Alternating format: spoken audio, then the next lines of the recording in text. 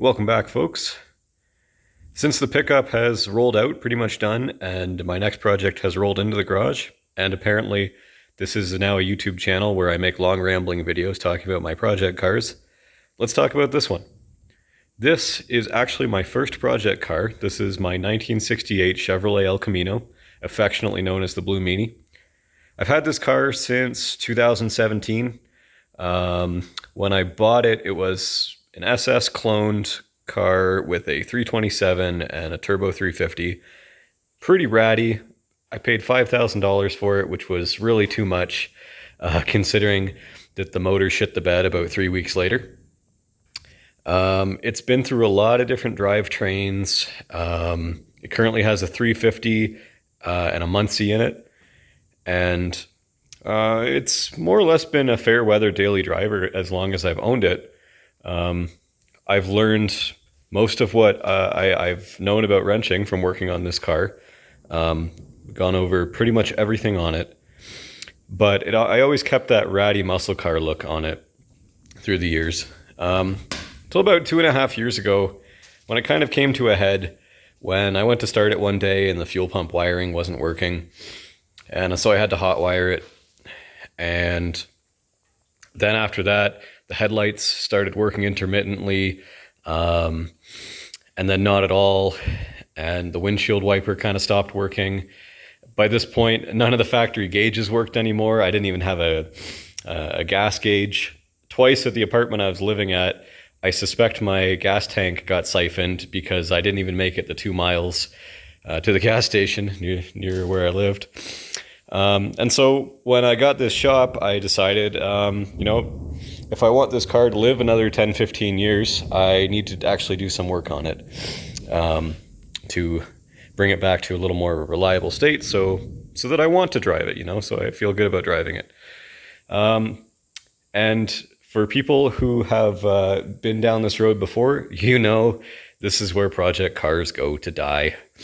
So what started out as, well, I'm going to pull the motor and transmission and just re-gasket them because both of them leaked pretty bad. There was a rear main seal leak. The shift shafts and the Saginaw that were in it at the time leaked pretty bad.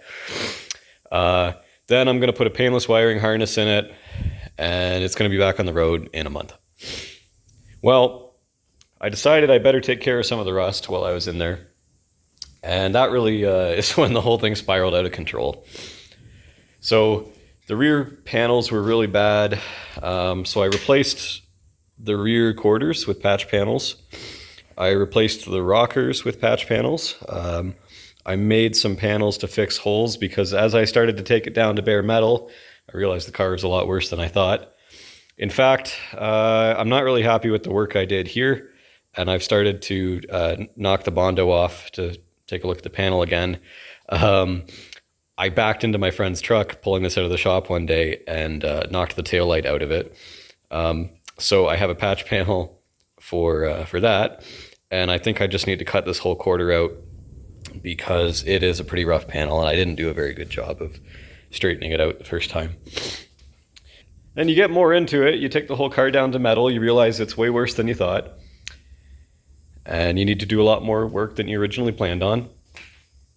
So doors came off, took them all to bare metal. I realized that one of the doors, I think this one here, had been in a collision where this whole part had been folded back, and that kind of explained why the doors never fit that well. So I had to replace all that sheet metal. Bottom half of one of the doors I replaced. The panel gaps I went all through and added some TIG wire here. Now the panel gaps are all great. I still need to do a bit of work to make the door handles fit up again.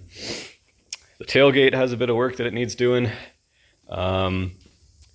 Halfway through this project, the roof got a bunch of hail damage because the one day I left the car outside, I got a bunch of hail on it. So I think you can probably see where all that's been patched back in. But that's looking pretty good now.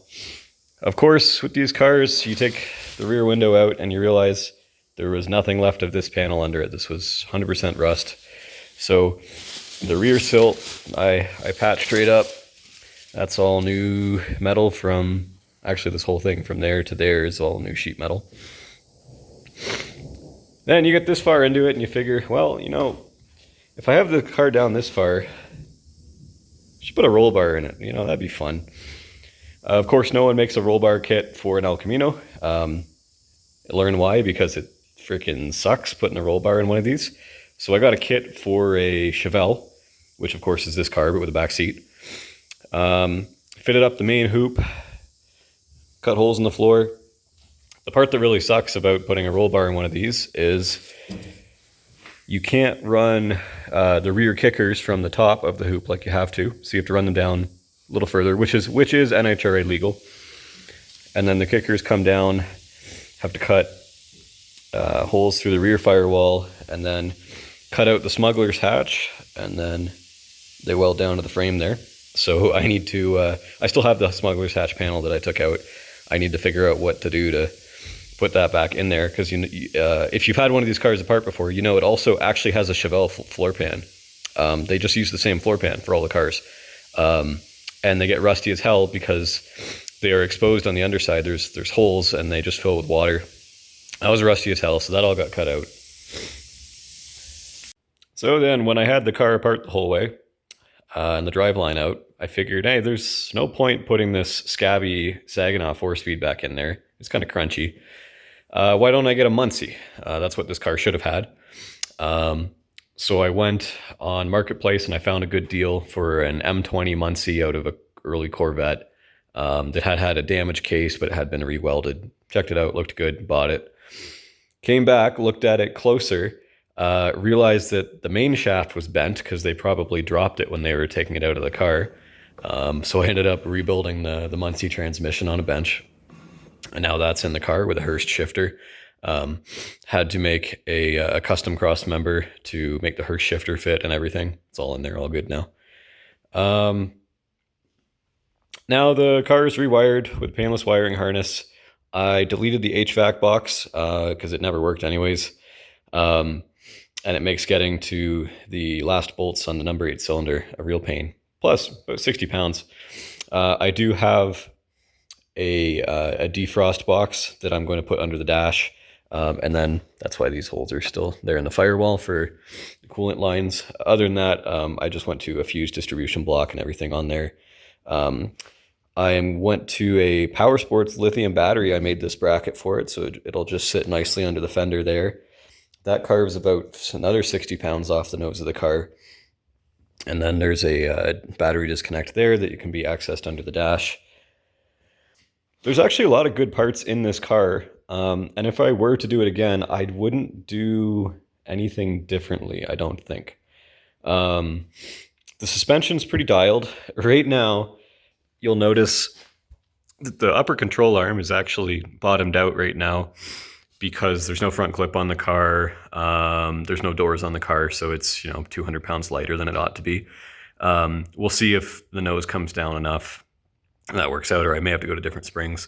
So what I've got going on in the front here is that's a Global West upper control arm that's intended to work with the CPP Ride Tech tall 2-inch drop spindles. I think they're the same as the CPP ones anyways.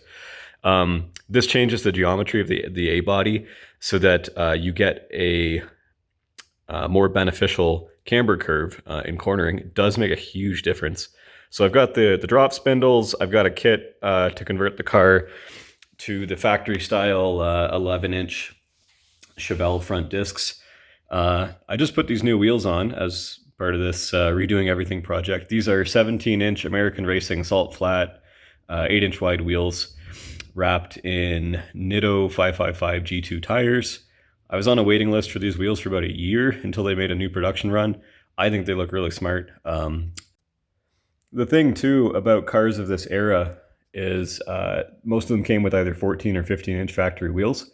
You cannot get a good performance tire for a 15-inch wheel. It just doesn't exist. You're stuck with the period-looking, BF Goodrich Radial TA, which is a great-looking tire. However, it's just an all-season. It's 200 treadwear tire.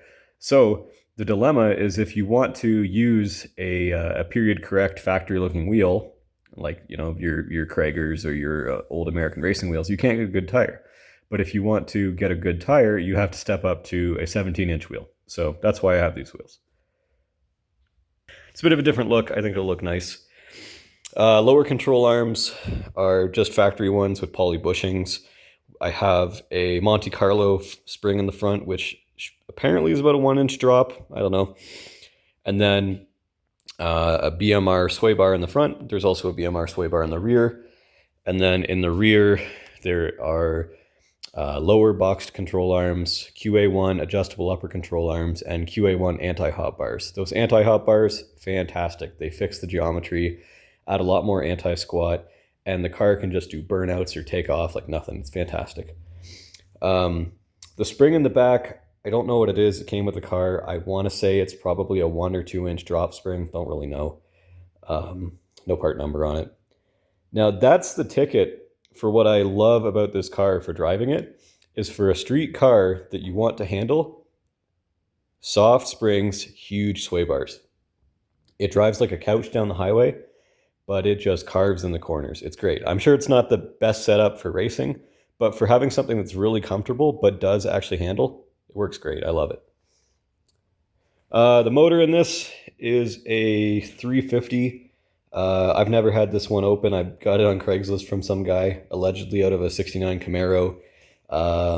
Has allegedly an Edelbrock Performer cam in it. It's got a GM ZZ4 intake. Got headers on it, got a 750 carburetor. I don't know what this front dress is off of. This came with the car, with the motor that was on. Mishimoto 4-core radiator. I've got some better fans to throw on it. The color that the car is going to be is this here. This was just a test panel I shot. So this is TCP Global Marine Blue with some flake added. I'm going 3-stage with some gold, silver, blue, purple flake on it. I've already shot the fenders and the header panel. This panel is going to be brushed back and reshot because it was just a test shot. It didn't turn out too well.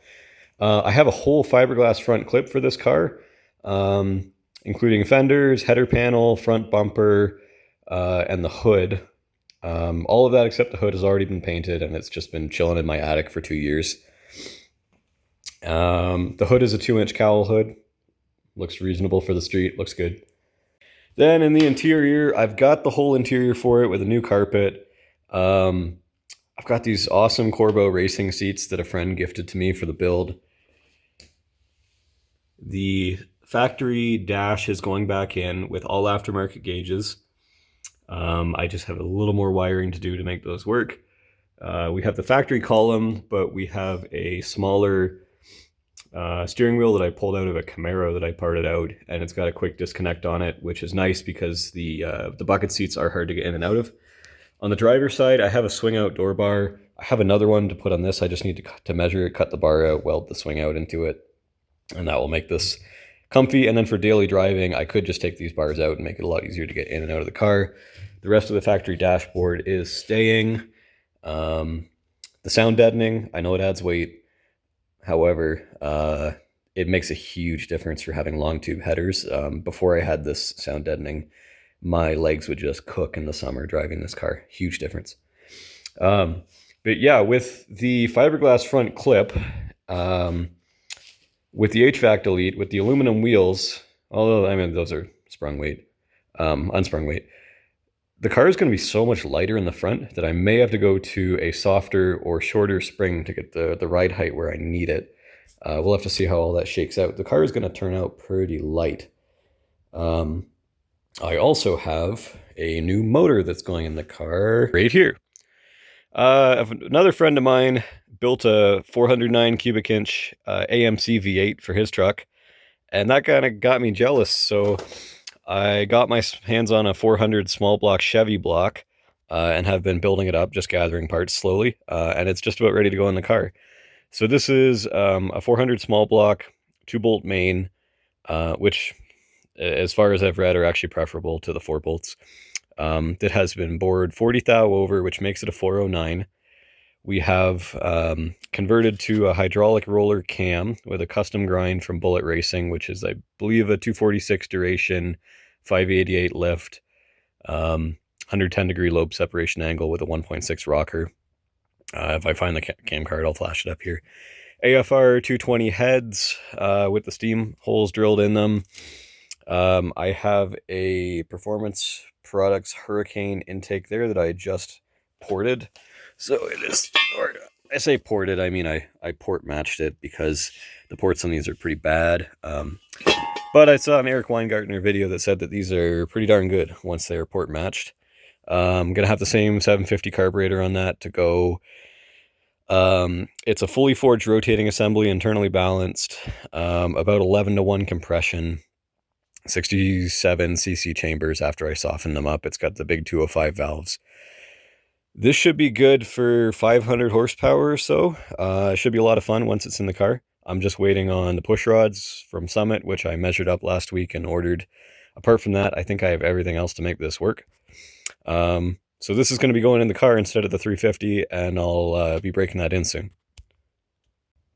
In the rear end, we've got a 10 bolt with a 373 clutch type limited slip. Works great. For the power that I hope to be making, I will likely have to go to either a 12 bolt or a Ford 9-inch. That is not in the scope of the current changes, but I'm looking forward to it in the future. I also have in here a Jeep Grand Cherokee steering box, which is a fantastic Jeep upgrade. Bolts right in. The steering feel is much improved. It's about the same ratio. You can get the conversion parts from Lee Power Steering. You will need a new rag joint, and then they'll sell you little adapters that go, they change the style of fittings in the box. Everything else is the same. That'll run you about $60, and you can get your power steering box for $120 from a parts store. Well worth it. So what's left to do? Clearly a lot. I want to be driving this car this summer, so we got to get it done. First thing I need to deal with is finishing the bodywork, getting the paint done. The big one is this quarter, which I really did not do a good job on the first time around. So after I'm done filming this, I'm going to be knocking all of the Bondo off that. Really got out of hand. See what I'm working with, remind myself again. Likely cut out a bunch of the steel, English wheel it, or just make new patch panels to throw in there. The rest of the car has been blocked and sanded out. It should be ready for paint, but I just need to go over everything and make sure nothing's been scratched or dinged up while it's been sitting out in the yard. The doors should be ready to go. I just need to fit up the door handles. They're kind of a pain in the butt because they recess in here, so that I need to get in here with a die grinder and just make sure that this is all flat and they fit right. The tailgate has a little more blocking and sanding to do. Like I said, the front clip's already painted, ready to go. The wiring I need to finish up because the console is not connected to the main harness yet. That's all that needs to be done there. The cage needs, or the roll bar needs a little bit of work because I need to get some rust just sitting there. Need to fill these holes, just make panels. I already did the other side. It's just this side. And then we need to obviously fill these up. These are going to be a pain, but I have a bead roller now, so I can actually make these panels, which is why I was putting them off earlier. Then new motor goes in, front clip goes on. I need to put an HVAC box under the dash, paint the whole thing, and we might be ready to go. I mean, I just described like 400 hours of work, but my goal is if I can work on this a couple hours after work every day, most days of the week, we should be rocking in a month or two. And I might put out just some more update videos of what's going on, mostly just to keep myself honest. I'm not really going to film working on this. No one wants to watch that, and it just makes working take a lot longer. But, if and when this car gets finished, you'll see it again on the channel. So thanks for watching.